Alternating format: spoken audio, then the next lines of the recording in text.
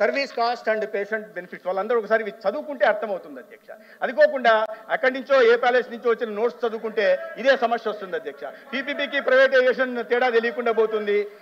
కాబట్టి ఈ రకంగా మాట్లాడి మొదలు పెడతారు అధ్యక్ష. Service OPD service OPD free ఎవరికి ఫ్రీ పేషెంట్స్కి కూడా ఎన్టీఆర్ వైద్య సేవ కింద ఎవరైతే ఉచిత వైద్యం ఇప్పుడు 1,63,00,000 మంది అందబోతుంది అధ్యక్ష.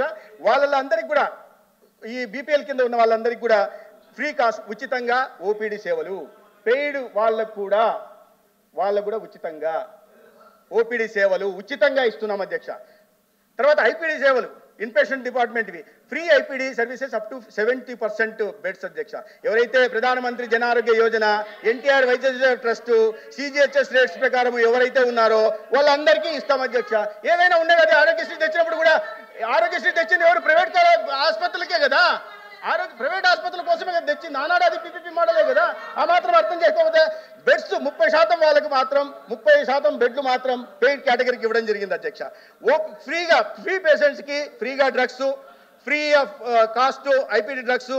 ఇదే రకంగా పేషెంట్లకి పెయిడ్ పేషెంట్లకు మాత్రం వాళ్ళు ఏ తారీఫ్ ఉంటుందో దాని ప్రకారం ఇవ్వడం జరుగుతుంది అధ్యక్ష.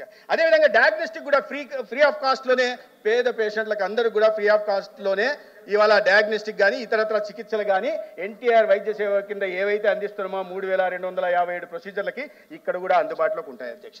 ఇంకా వీళ్ళకి ఏ రకమైన మరి ఇబ్బందో నాకు అర్థం కావట్లేదు. ఎక్కడ ఏ అభ్యంతరం ఉందో నాకు అర్థం కాలేదు. ఎందుకు ఈ రకంగా ఇదే ప్రచారం చేస్తున్నారో నాకు తెలియదు. ఏది అయిన వారికి అప్పనంగా అందించేస్తున్నామని విష ప్రచారం చేస్తున్నారు అధ్యక్ష. ఇది పారదర్శకంగా ఉంది. మీరు రావచ్చు, టెండర్లో పార్టిసిపేట్ చేయొచ్చు, న్యాయస్థానాలు ఉన్నాయి. మీలాగా అడ్డంగిడ్డంగా మేము చేసే అలవాటు మాకు లేదు.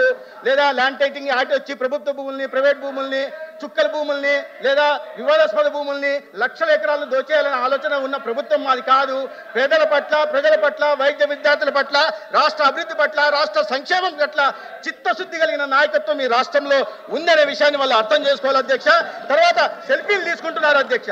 పులివెందుల కాలేజ్ దగ్గర పోయి సెల్ఫీ తీసుకుంటున్నారు కానీ బాపట్ల దగ్గర పునాదులు ఉన్న చోట సెల్ఫీలు తీసుకోవట్లే, అమలాపురం దగ్గర సెల్ఫీ తీసుకోవట్లే, పాలకొల్లు దగ్గర సెల్ఫీ తీసుకోవట్లే, అసలు భూమి సేకరణ జరగని పార్వతీపురంలో కూడా సెల్ఫీ తీసుకోవడం లేదు అధ్యక్ష. ఇది అన్నిటికన్నా అధ్యక్ష గత ముఖ్యమంత్రి ఇటీవల మాట్లాడుతూ ఆయన అంటే చెప్పారు అధ్యక్ష 3,000 కోట్లు ఖర్చు పెట్టానని చెప్పారు అధ్యక్ష. నిర్లక్ష్యంగా 3,000 కోట్లు ఖర్చు పెట్టామని ఏ రకంగా చెప్తారు అధ్యక్ష? మేము రాష్ట్ర ఖజానా నుంచి 3,000 కోట్లు ఖర్చు పెట్టేశాం. 3,000 కోట్లు ఖర్చు పెట్టాం. ఇక పెట్టాల్సింది 5,000 కోట్లు. అది సిఎస్ఎస్ కింద నబార్డు కింద తీసుకోవాలంటున్నారు.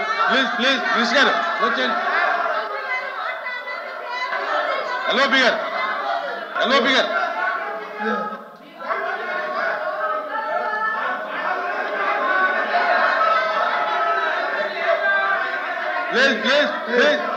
ప్లీజ్ కూర్చోండి.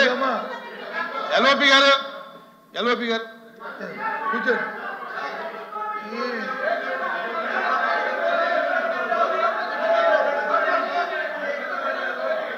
ప్లీజ్ అధ్యక్ష, ప్రైవేట్ మెడికల్ కళాశాల మీద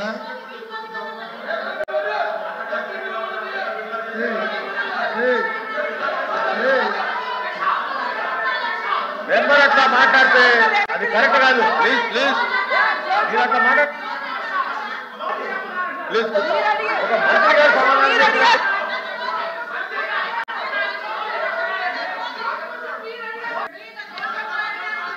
ఇంతమంది మాడితే ఏం సమాధానం చెప్తాం? అరే మీరు చెప్పారు, నేను చెప్పినండి సార్. ఒక్కళ్ళు చెప్పండి.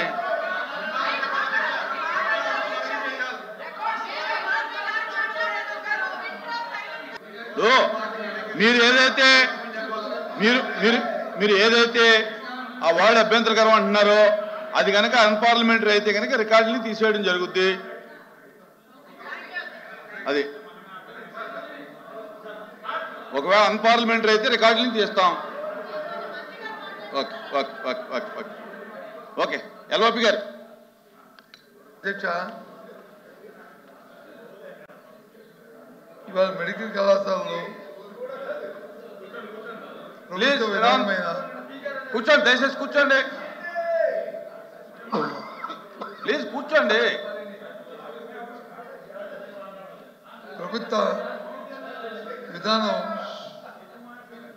పీపీపీ మోడల్లో తీసుకుంటున్నామని ఒక విధానాన్ని ప్రభుత్వం ప్రకటించడం నేపథ్యంలో ఇవాళ చర్చ జరుగుతుంది అధ్యక్ష. చర్చ జరుగుతుంది. పాయింట్ ఆఫ్ ఆర్డర్ ఏంటో మీరు ముందు చెప్పండి. మీరు కాదు, మీకు అవకాశం ఇచ్చారా లేకపోతే పాయింట్ ఆఫ్ ఆర్డర్ అది చెప్పాలి, స్పీకర్గా చెప్పాలి. కాదు, మీరు పాయింట్ ఆఫ్ ఆర్డర్ అన్నారు. మీరు పాయింట్ ఆఫ్ ఆర్డర్ ఏంటో మీరు చెప్పండి. మరి ఎట్లా మైక్ ఏమైనా ఇచ్చారు మరి? ఆయన అలా పాయింట్ ఆఫ్ ఆర్డర్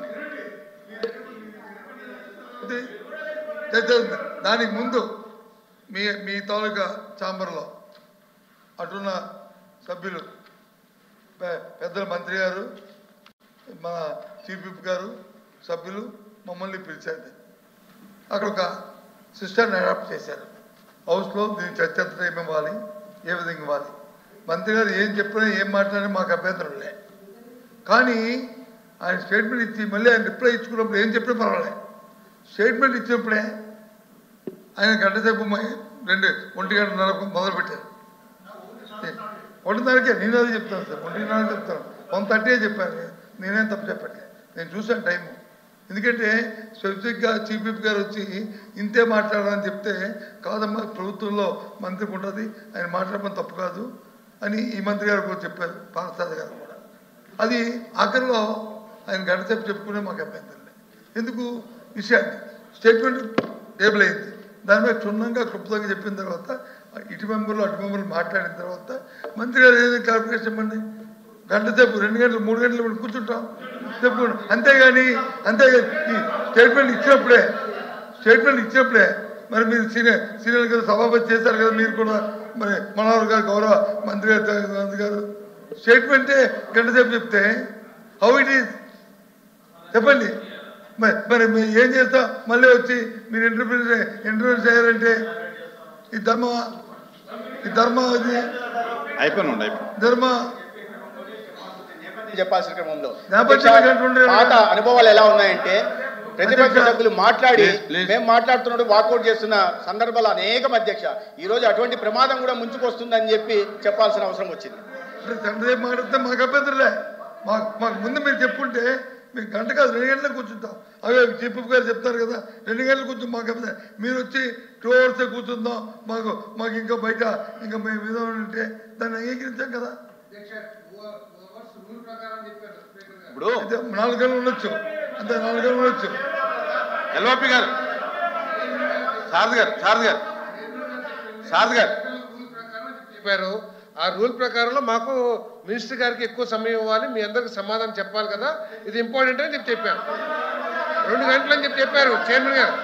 అది పొడిగించాలంటే చైర్మన్ గారు ఇష్టం, మనం రూల్ ప్రకారం 2 గంటలు ఛాంబర్ లో తీసుకున్నది. ఆ పార్టీకి 1 గంట, ఈ పార్టీకి 1 గంట, ఇంక్లూడింగ్ మినిస్టర్, ఇంక్లూడింగ్ ఎల్ఓపి. తర్వాత ఇంకోటి కూడా అన్నారు అధ్యక్ష, మినిస్టర్ గారు సమాధానం చెప్పాలి కాబట్టి ఆయన అవకాశం ఇస్తే కొద్ది పెంచుకుంటారని కూడా చెప్పాం అధ్యక్ష. అంటే ఆయనకి ఎక్కువ సమయం కూడా కావాలని చెప్పాం మినిస్టర్ గారికి. అదే రిప్లైలో కొంచెం సమయం తీసుకోమని చెప్పాం.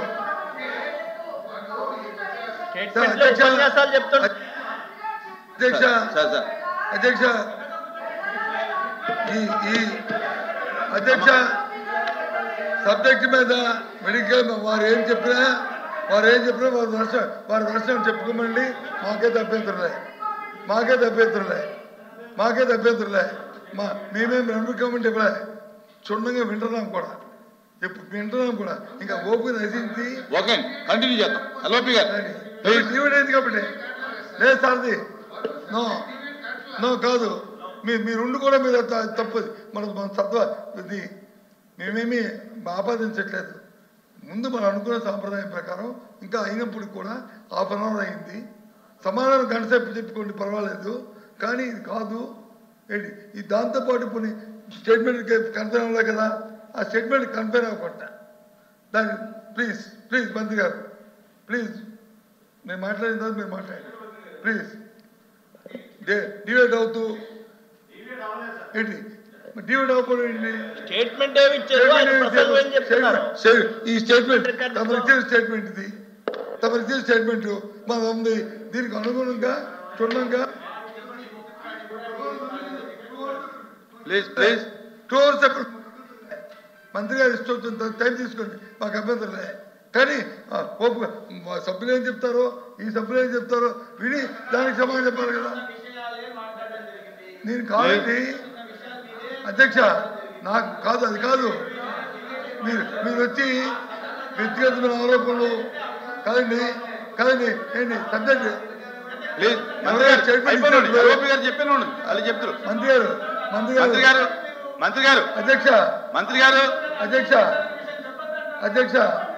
అధ్యక్ష విషయం మాట్లాడే పర్వాలేదు.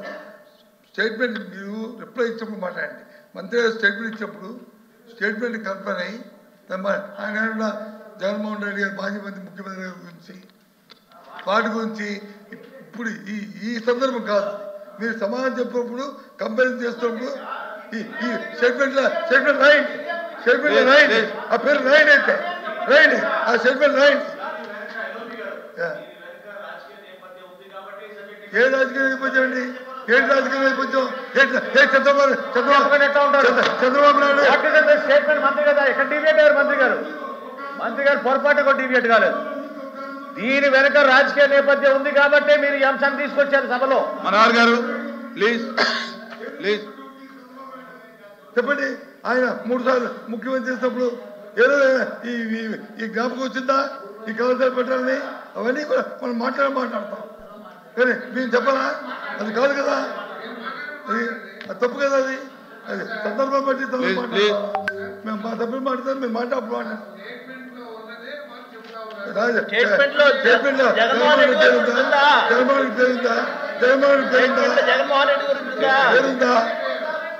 పేరుందా? స్టేట్మెంట్ లో ఆయన అడుగుతున్నారు, రాజు మాట్లాడండి. అదే మాకెందుకు ఇష్టం లేదు. మేము ఒత్తిడి చేయడం వల్ల వచ్చింది అధ్యక్ష. మా ఒత్తిడి వల్ల ఇది వచ్చింది, ఈ సబ్జెక్ట్ మా ఒత్తిడి వల్లే ఈ చర్చ జరుగుతుంది. దయచేసి మీరు కంప్లైంట్ చేయండి. మీ తాలూకు స్టేట్మెంట్ వరకు ఉండి కంప్లీట్ చేయండి. తర్వాత మా సభ్యులు మాడతారు, తర్వాత ఆ సభ్యులు మాడతారు. అలా అయిన తర్వాత అప్పుడు సమాధానం మీ ఇష్టం ఏం చెప్పుకున్నా అభ్యంతరం. ఏం రాజకీయ ఉపయోగించే మాకు అభ్యంతరం. కానీ ఈ స్టేట్మెంట్లో రాజకీయ ఉపయోగం చెప్పడానికి మేము ప్రొటెస్ట్ చేస్తాం. మీకు ఇంకోసారి ఇది జరగకూడదు అనేది మీ ద్వారా రిక్వెస్ట్ చేస్తాం. ఓకే, విషయం చెప్పడం జరిగింది అధ్యక్ష. పీపీపీ మోడ్ వల్ల 420 సీట్లు కాస్త 625 సీట్లు అవుతాయి. పీపీపీ మోడ్లో వెళ్ళడం వల్ల విద్యార్థులకి అదనంగా 200 సీట్లు ఇంటేక్ ఉంటే 10 సీట్లు అదనంగా వస్తున్నాయి. విద్యార్థులకి ఏ రకమైన నష్టం లేదు. గత ప్రభుత్వం తీసుకున్న నిర్ణయం ప్రకారమే ఉంటుంది కాబట్టి కొత్తగా వచ్చే నష్టం లేదు. అదేవిధంగా పేదలకి మెరుగైన వైద్యం అందించడం కూడా ఎటువంటి నష్టం లేదు. అదేవిధంగా ఎవరికి దారాదత్తం చేయట్లేదు. యాజమాన్య హక్కులు పూర్తిగా ప్రభుత్వం వద్దే ఉంటాయి. పర్యవేక్షణ కూడా ప్రభుత్వం వద్దే ఉంటుంది. నిరంతరాయ సేవలు అందించడం కోసం తీసుకొచ్చిన విధానం ఇది కేంద్ర ప్రభుత్వం కానీ ఇతర రాష్ట్రాల్లో కానీ అవలంబిస్తున్న విధానమే కానీ కొత్తగా ఈ ప్రభుత్వం తీసుకొచ్చిన విధానం కాదు అధ్యక్ష. దీని వెనకల ప్రధాన ఉద్దేశం ఏంటంటే నాణ్యమైన విద్యని పేద విద్యార్థులకు అందించే లక్ష్యం, అదేవిధంగా మెరుగైన వైద్యాన్ని పేదలకి అందించే లక్ష్యంగా ఇది తీసుకురావడం జరిగింది అధ్యక్ష. దానికి సంబంధించిన ప్రతి అనెక్స్ని ఏ రకంగా అనే విషయాన్ని కూడా పూర్తిగా దీంట్లో గౌరవ సభ్యుల అక్కడ 57 లక్షలు ఫీజు అని అంటే నేను మాట్లాడాల్సి వచ్చింది అధ్యక్ష. వాస్తవం చెప్పాల్సి వచ్చింది రన్నింగ్ కామెంటరీ ఇవ్వడం వల్ల. అదే తప్పిస్తే ఏ రకంగా ఏదే కాలేదు. మీరు దీంట్లో పూర్తిగా వివరాలు ఉన్నాయి. దానికి సంబంధించిన వివరాలని కూడా అనెక్స్లో ఇవ్వడం జరిగింది. పూర్తిగా మీరు చూసిన తర్వాత మాట్లాడవచ్చు అధ్యక్ష. ధన్యవాదాలు.